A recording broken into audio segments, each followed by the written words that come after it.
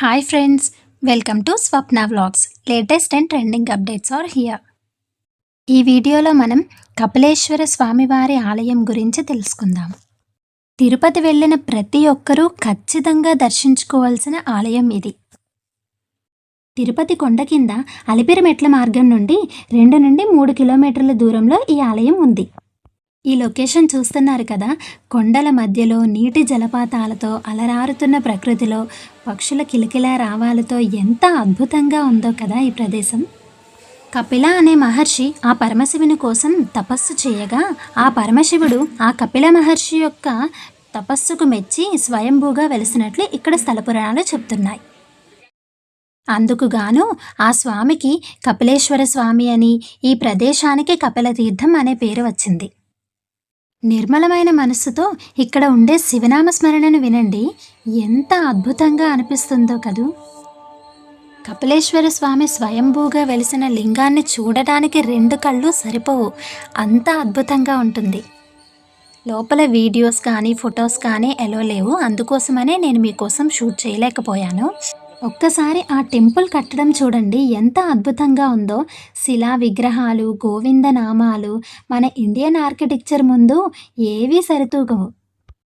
ఇక్కడ ఉండే నవగ్రహాలు, శివుని విగ్రహం, వీటన్నిటికీ ఎవరికి వారే నీటితో అభిషేకం చేస్తున్నారు. తిరుపతి వచ్చిన ప్రతి ఒక్కరూ కొండపైన ఉండే ప్రదేశాలతో పాటు కొండ కింద ఉండే కొన్ని ప్రదేశాలను కూడా ఖచ్చితంగా చూడాల్సిందే, అంత బాగుంటాయి మరి. వాటిలో ఇదొకటి. ఇక్కడ జలపాతం చూడండి, కొండల పైనుండి నీటి ధారలా కారుతూ ఎంత అద్భుతంగా ఉందా కదా.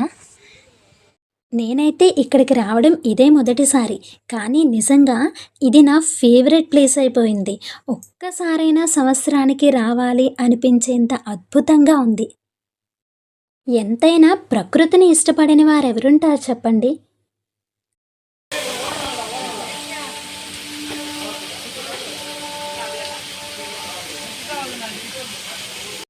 ఇప్పుడు ఎక్కడెక్కడ ఏ లింగాలు స్వయంభూగా వెలిసాయి అనే దాని గురించి తెలుసుకుందాం.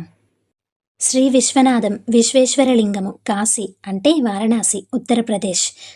శ్రీ రామేశ్వరం రామేశ్వర లింగము, రామేశ్వరం, తమిళనాడు. శ్రీ సోమనాథం సోమనాథలింగము, ప్రభాసపట్నం, గుజరాత్. శ్రీ మల్లికార్జున స్వామి మల్లికార్జున లింగం, శ్రీశైలం, ఆంధ్రప్రదేశ్. మన శ్రీశైలంలో ఉన్న మల్లికార్జున స్వామిని ఎంతమంది దర్శించుకున్నారు? శ్రీ కేదారేశ్వరం కేదారేశ్వర లింగము, కేదార్నాథ్, హిమాలయ. శ్రీ భీమేశ్వరం భీమశంకరం, భీమేశ్వర లింగము, మహారాష్ట్ర. మీరు గమనిస్తున్నట్లయితే ఒక్కొక్క లింగ ఆకారం ఒక్కొక్కలా ఉంది. శ్రీ కృష్ణేశ్వరం కృష్ణేశ్వర లింగము, వేరూలు, మహారాష్ట్ర. శ్రీ త్రయంబకేశ్వరం త్రయంబకేశ్వర లింగము, నాసిక్, మహారాష్ట్ర. ఆ లింగ ఆకారాలను చూడండి, ఎంత అద్భుతంగా ఉన్నాయో కదూ. శ్రీ వైద్యనాథం శ్రీ వైద్యనాథ లింగము, పరలి, మహారాష్ట్ర. శ్రీ ఓంకారేశ్వరం ఓంకారేశ్వర లింగము, మధ్యప్రదేశ్.